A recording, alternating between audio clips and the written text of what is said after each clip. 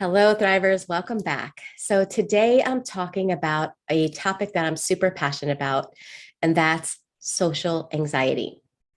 And the reason I'm so passionate about this topic is because as a result of complex PTSD, I developed it.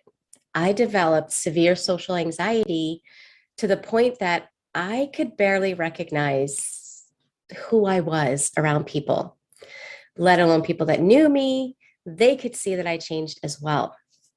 Okay, so I say that as a result of complex PTSD because complex PTSD has five main components, and one of them is social anxiety.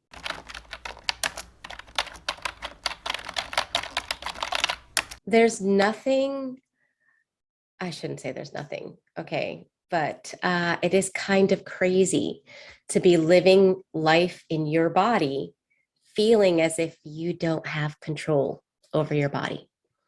And that's kind of what it feels like with social anxiety. So, in this video, I want to give you guys some tips as far as understanding what beliefs keep social anxiety alive. And the reason I want to talk about those beliefs is because, again, when I was trying to overcome social anxiety, there's so many tips out there. Stand tall, do this, do that. And I'm not going to say they're bad tips. They're excellent tips. However, if you have beliefs that are like cement blocks or anchors that are holding you back, and you're trying to externally do things to help you to not have social anxiety, it's going to be very frustrating. Okay. So the bottom line is that one of the things that helped me to overcome my social anxiety was changing myself on the inside. We tend to think social anxiety will change when the external changes, right? When people see you differently, then you will feel more confident. But the truth is that it really starts with how you see you. So I'm going to share with you the tips that helped me. So some of the beliefs that keep social anxiety alive, and there's a lot, right? But I'm just going to mention a few. And these beliefs tend to kind of cluster together. And the more beliefs are clustered together, the more it holds you down. So when you're moving forward, it's about starting to the take first those beliefs that is really one by one drives starting social to anxiety, upgrade them, especially if you've been through childhood trauma, is there's something wrong with me.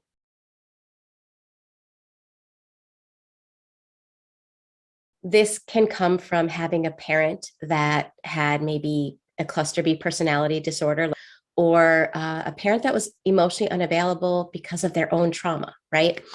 So maybe that parent either projected how they felt about themselves onto their child, or they, because of their disorder, they caused that child to believe that there's something wrong with them. And the way they do that is by every time you're just being you, right? It could be anything. You're just being you. They get mad, they get upset, or they kind of emotionally punish you by withdrawing any love and affection whenever you're being your authentic self. A child, especially those first 7 years of life, you are soaking up your world. You are learning and forming the beliefs in your subconscious mind. And so the brain is watching. And if every time you're you, something bad happens, then that forms that belief, there's something wrong with me. Okay. And as a result, a child's coping skill, the coping skill of a child that is being rejected for their authentic self, is to abandon that self, stop being their real self, and start acting in ways that their parent or caregiver wants them to act. Abandoning self and starting to people please, right? Because the child just wants to survive. The child can't deal with that kind of rejection at that age, and it's safer to abandon self and try to gain approval from the parent than to abandon the parent and stay true to self. Like that's not going to work in childhood, right? Especially for a young child.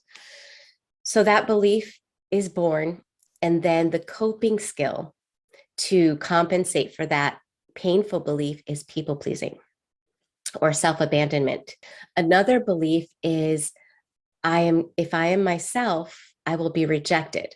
Now, that belief alone isn't so bad, except that it's normally attached to another authentic self. They're normally like is usually attached to, so I will be rejected, and that means I am unlovable.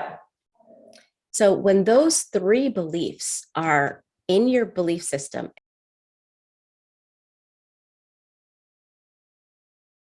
and they are in your subconscious mind, no matter how much you psych yourself up for every event that you're going to go to, every social interaction you're going to have, those subconscious beliefs are going to kick on. And what happens is your body gets flooded with cortisol and adrenaline. You feel extremely uncomfortable. You cannot hold on to your present self. You can't be in the moment, right? Because then your mind kicks on, you reason. It's seeing what's going on in your body sensations, and your mind starts saying things like, "See, they're going to judge you. It's hopeless. You're never going to heal. You can't be around people. There's something wrong with you. Nobody loves you. You have problems."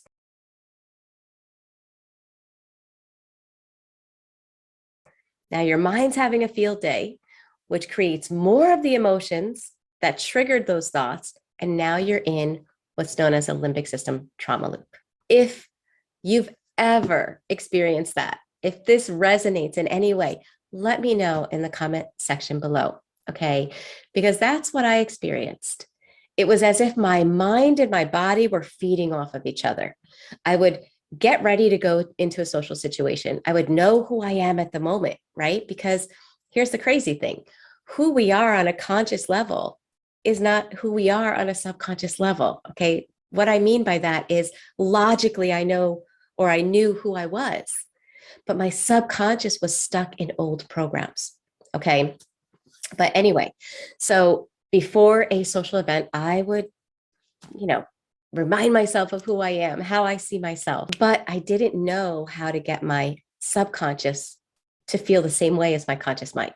And that's where I went wrong, okay? So to let you guys know some of the things that helped me, I'll give you one tip for the sake of this video, because I feel like when we have too many things to digest and we're trying to, we overlearn, so to speak, then nothing stands out.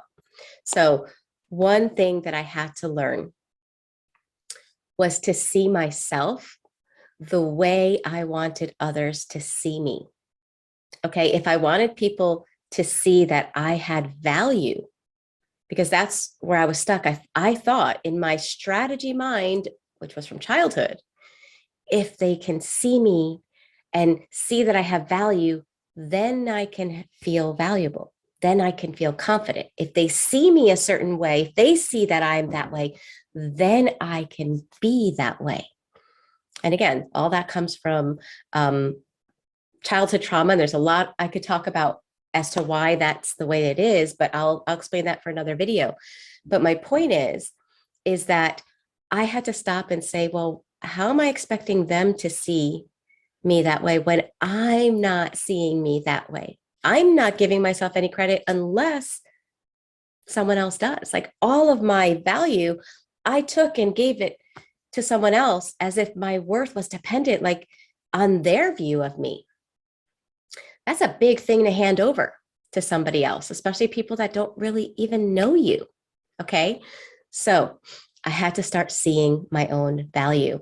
And I know in the Thriver School of Transformation, when we talk about things like that, people will often say, but Michelle, like, I don't have value. I don't see my value. So I'll save that for another video, but I will say this.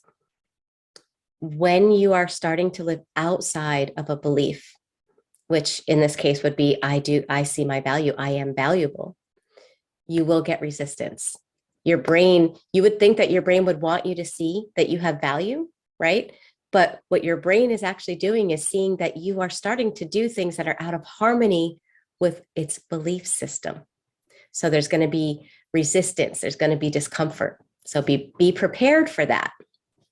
But for anyone that is battling social anxiety, starting today, even if it's just for the next 7 to 21 days, start every day looking at the things that you love and appreciate about yourself. What are 3 things today that you loved about yourself, that you did, or that you felt, or just who you are?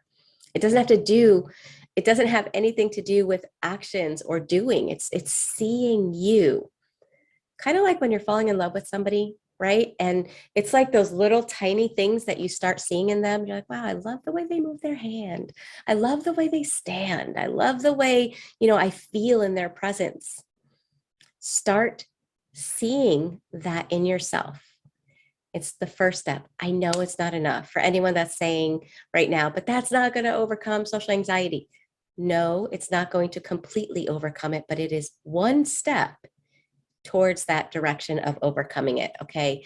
And our subconscious mind learns through the everyday little steps we take, and then we can upgrade the subconscious belief. So I will be doing more videos on this topic, but I hope I gave you guys at least one thing that can start to help you guys. And if you need more help, if you want to really deep dive in your inner healing journey, make sure you check out the Thriver School of Transformation.